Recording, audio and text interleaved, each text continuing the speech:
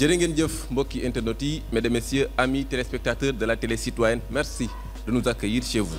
Depuis Djilor, où nous vous parlons, nous avons été avec des jeunes issus des associations de Dakar avec qui nous avons eu à partager, échanger, découvrir et apprendre ensemble.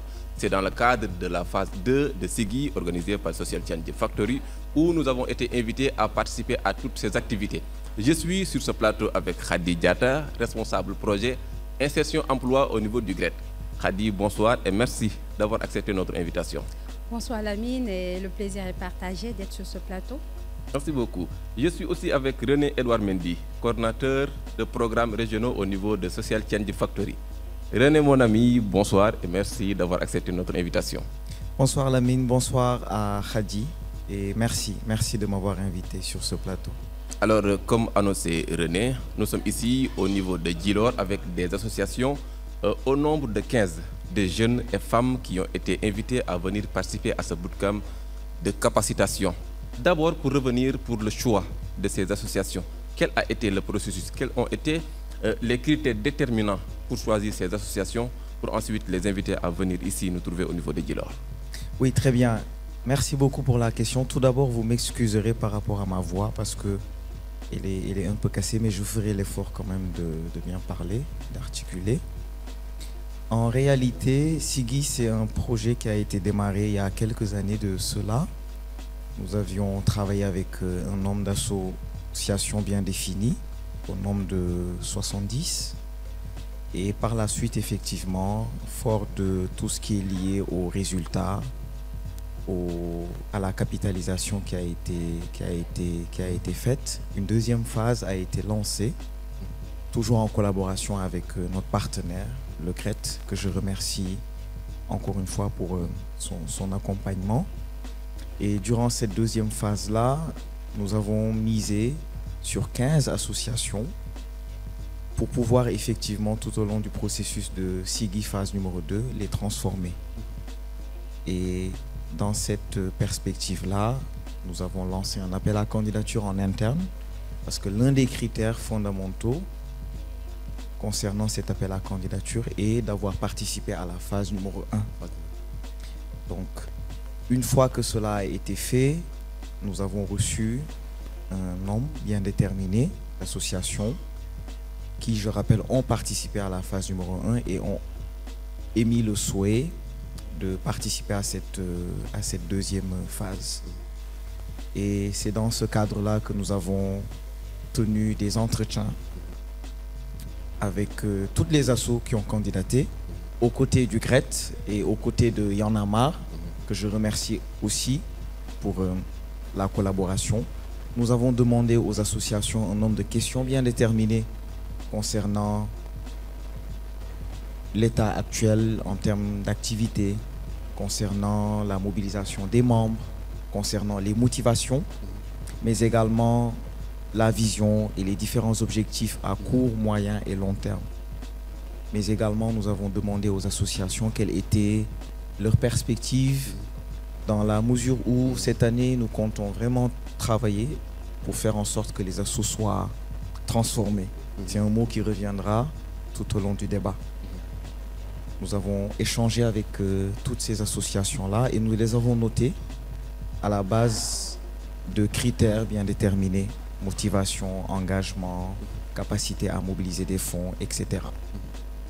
Et par la suite, avec Y'en a marre et le GRET, nous avons procédé à une évaluation en passant en revue les questions, les critères, les réponses également proposées. Et au final, nous sommes tombés d'accord sur... Nous nous sommes dit, voilà, les 15 associations-là feront l'affaire et nous les avons invités à ce bootcamp de capacitation. Alors, après ces quelques jours passés avec ces associations, cette expérience, comment l'évaluez-vous? Qu'est-ce qui ont été les éléments les plus marquants de ce bootcamp pour vous? Les éléments les plus marquants, je dirais d'abord que quand on travaille dans une association, c'est un processus d'amélioration continue. Et bien évidemment, ce que j'ai remarqué en premier, c'est que les associations ont encore besoin d'être accompagnées, d'être renforcées et d'être boostées. Ça, c'est le premier point. Le deuxième élément marquant, c'est il y a un nombre d'associations, en tout cas la majorité, qui ont démontré une forte envie d'être impliqués dans le processus. Il y en a d'autres qui ont ce besoin-là d'être davantage renforcés. Troisième élément marquant, je suis toujours au niveau des assos, j'ai remarqué peut-être 2 ou 3 catégories en termes de structuration, en termes de travail qui a été entamé depuis le début. Il y en a qui sont plus ou moins arrivés justement à atteindre les objectifs qu'on s'était fixés dès le départ. Il y en a d'autres un peu moins et il y en a d'autres qui sont plus ou moins à la traîne. Donc c'est normal, c'est un processus. Donc il va falloir que l'on capitalise aussi sur tous ces éléments-là. Et au retour, nous allons tout poser sur la table et continuer à travailler pour faire en sorte qu'au final, les 15 assos puissent être transformés. C'est ça mon objectif premier. Le deuxième, je pense que c'est un bootcamp de capacitation qui a été intéressant dans la mesure où on n'a pas eu beaucoup d'associations. Cette année, on en a eu 15, 30 représentants.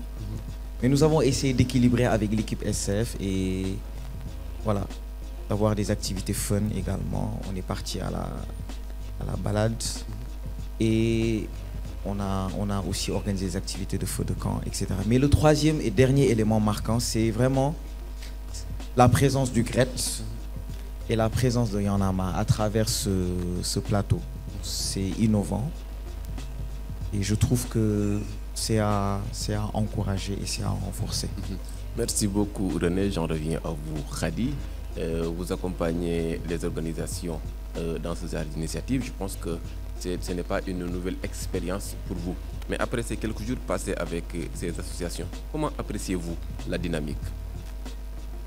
Merci pour cette question.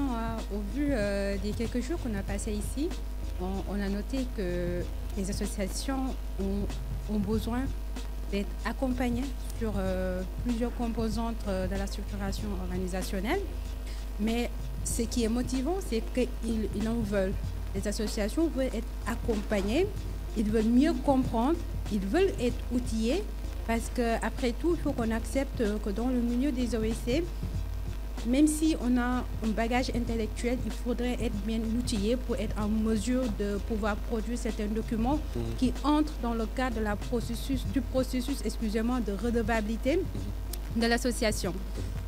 Donc, ces assos, ils parviennent aujourd'hui à discuter entre eux, mais aussi à pouvoir se réunir par domaine, par exemple ceux qui sont sur l'éducation, ceux qui sont sur l'environnement, pour ficeler un projet bien spécifique suivant leur domaine d'activité, mais pertinent, qui a de l'impact.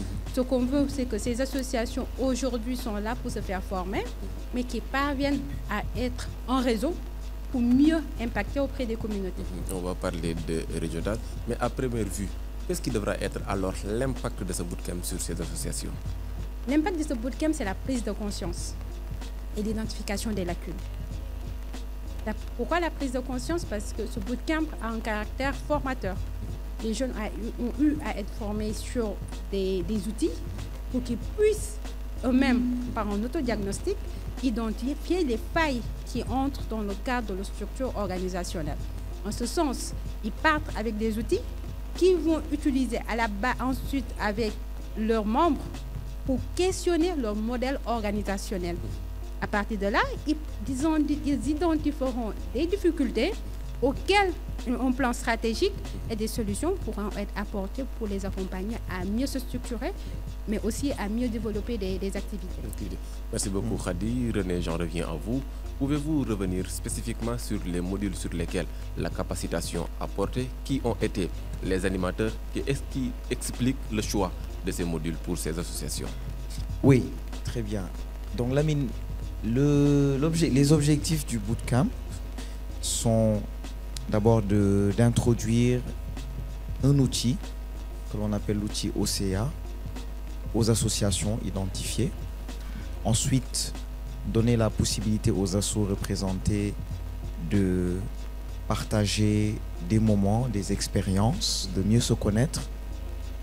Le troisième objectif, c'était de renforcer les capacités. Je dis bien renforcer, pas former, parce que renforcer, c'est dû au fait qu'au niveau de la phase numéro 1, on avait déjà exploré des modules tels que la structuration, la gouvernance, la communication, la levée de fonds, etc. Donc c'était juste, comme on dit en Wolof, du Tangal Chep. Et enfin, c'est inspirer les associations à impulser du changement dans leur communauté.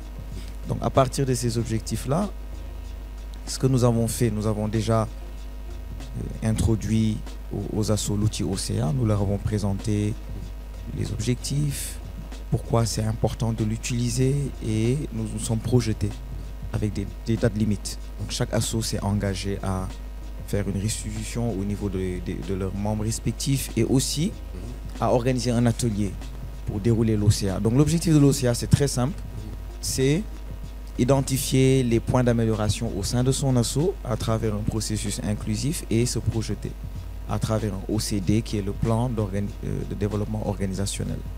Le deuxième objectif, c'était faire en sorte que les associations puissent mieux se connaître, qu'elles puissent se rencontrer. Parce qu'on sous-estime souvent le fait que les jeunes doivent se réunir, ils doivent partager des moments ensemble, rencontrer des Lamine, rencontrer des Mamfatou, des Khadi. Et le message passe mieux en fait quand on est entre nous, n'est-ce pas? Le troisième objectif, c'est les renforcer. Donc on a exploré des modules tels que comment on élabore un projet impactant à travers des exemples concrets avec l'association Régal Culturel. Nous avons aussi travaillé sur des éléments liés à la communication interne et externe. Et également, nous avons travaillé sur un élément qui me paraît super méga important, c'est comment on fait pour que les assos, les 15, puissent se renforcer elles-mêmes. Et nous les avons répartis en 3 groupes, donc elles vont travailler ensemble, au-delà de leurs projets respectifs. Et enfin, l'idée, c'était, dans le bootcamp, d'inspirer les associations.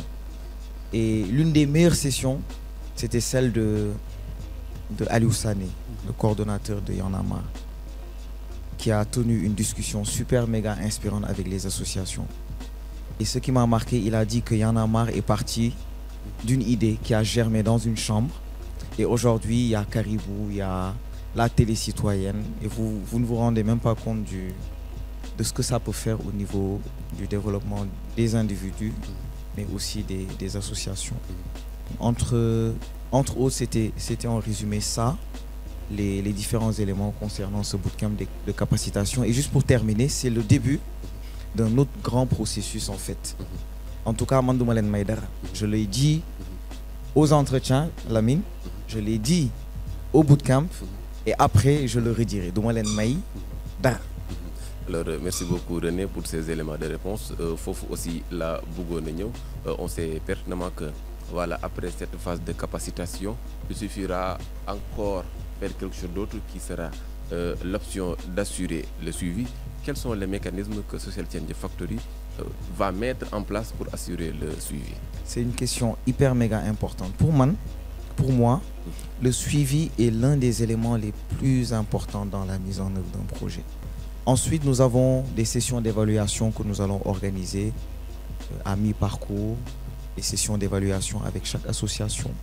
Et l'avantage cette année, c'est qu'il y a moins d'associations, 15.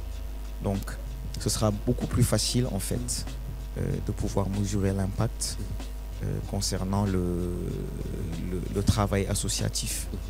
Et enfin, je dirais que cela ne se fera pas seulement avec l'implication de l'équipe SCF ou du CRED ou de Y'en a marre.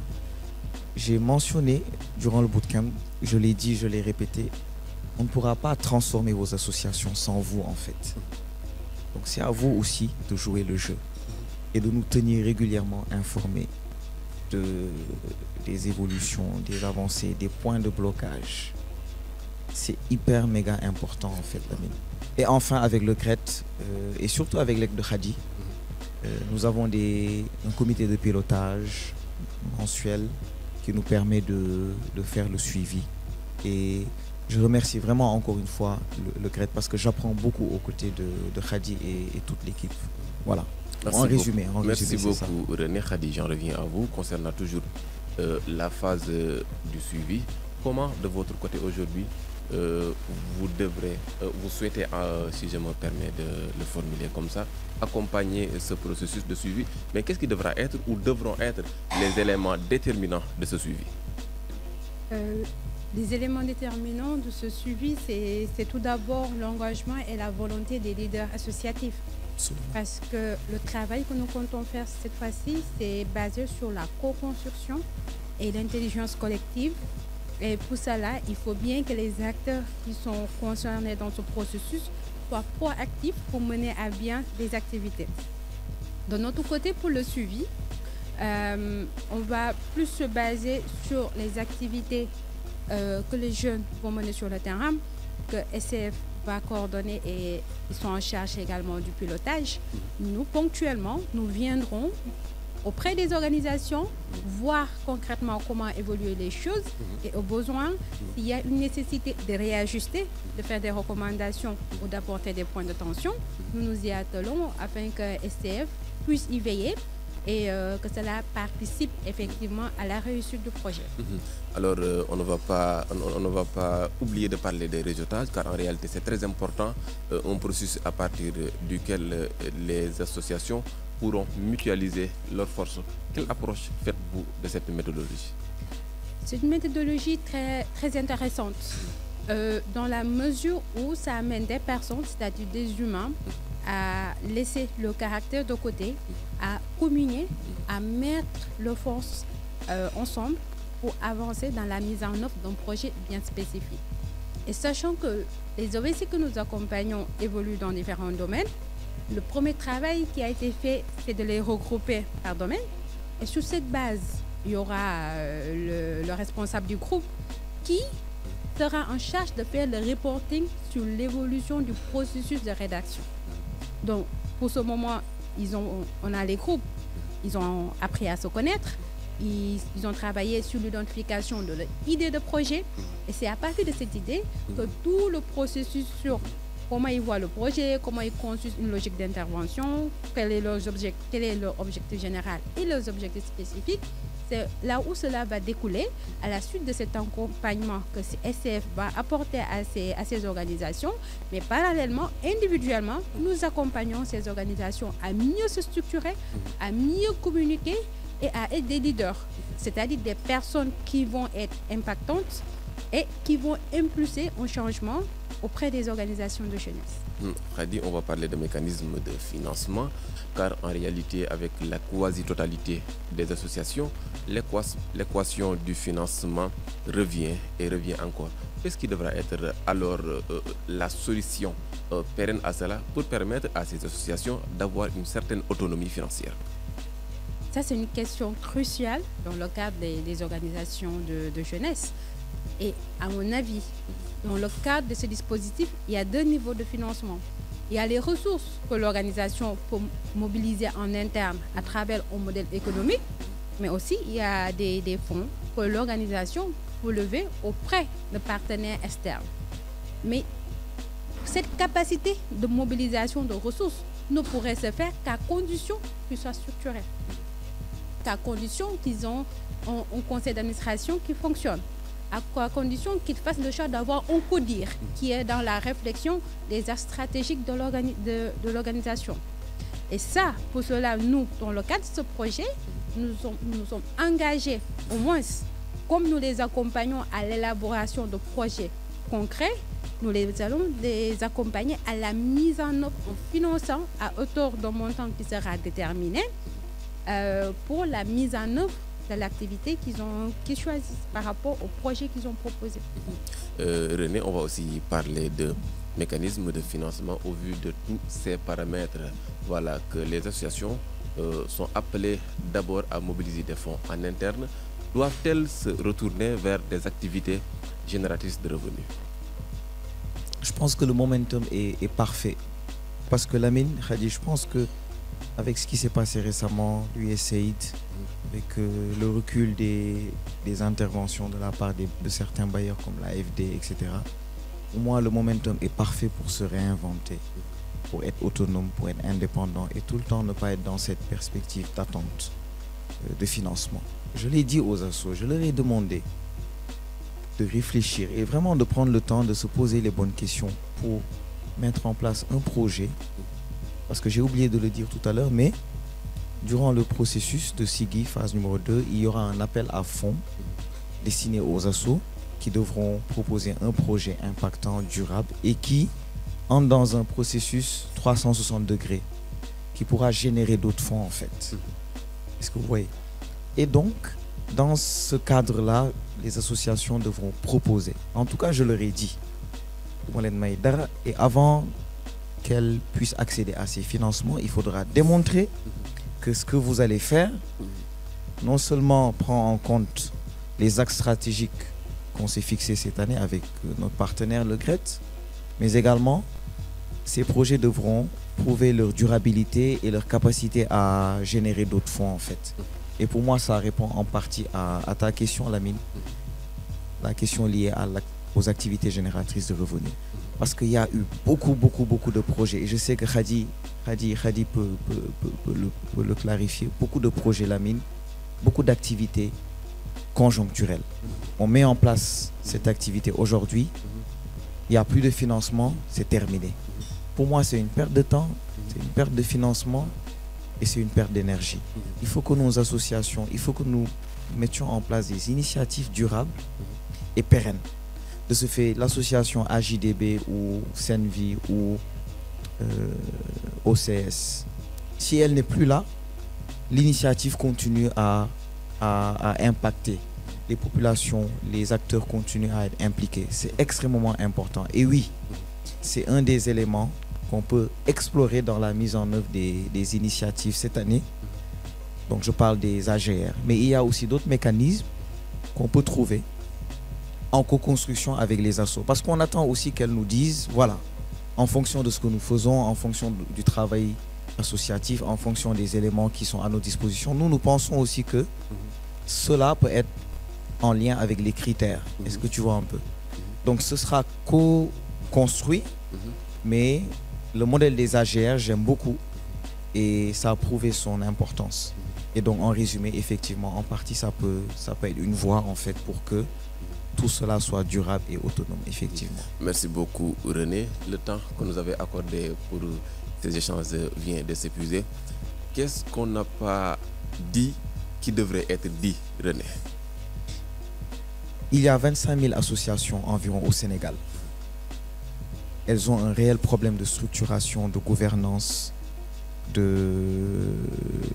d'élaboration de projets, de programmation, etc. Donc SIGI est une formidable opportunité du point de vue personnel, mais également pour les associations en fait. Parce que je suis convaincu que les associations doivent jouer un rôle important, voire fondamental. Ça, c'est un. Deux, le momentum est parfait.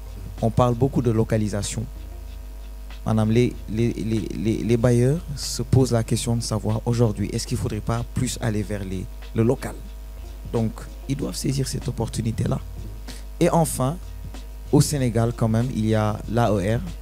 Donc, c'est le modèle d'association entreprenante responsable. Elles peuvent aller vers ça pour pouvoir bénéficier justement de ce quitus-là qui te permet de pouvoir mener des activités génératrices de revenus et des activités qui te permettent d'être autonome. Donc, c'est un message que je lance aussi aux associations, en fait. Soyons dans la proactivité et tout le temps ne pas attendre SCF ou le GRET. Et enfin, je remercie Y'en a marre et le GRET pour leur accompagnement. Voilà. Merci beaucoup, René, d'avoir accepté notre invitation pour ces échanges enrichissants. Khadi, de votre côté, qu'est-ce qui devra être l'étape suivante? Pour moi, l'étape suivante, c'est de mieux accompagner les OSC parce que tout accompagnement doit être qualitatif. Et c'est un aspect très important.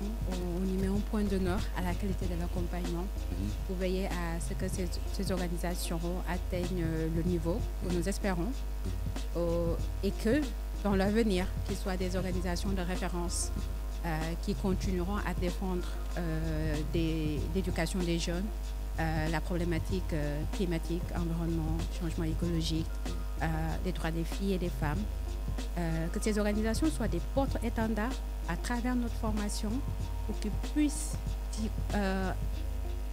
dire aux autres que c'est possible c'est possible qu'une organisation soit structurée, c'est possible pour qu'une organisation ait ses propres fonds pour mener des activités et qu'il n'est pas obligatoire, il n'est pas forcé qu'une organisation soit attentiste envers un bailleur ou toute autre personne.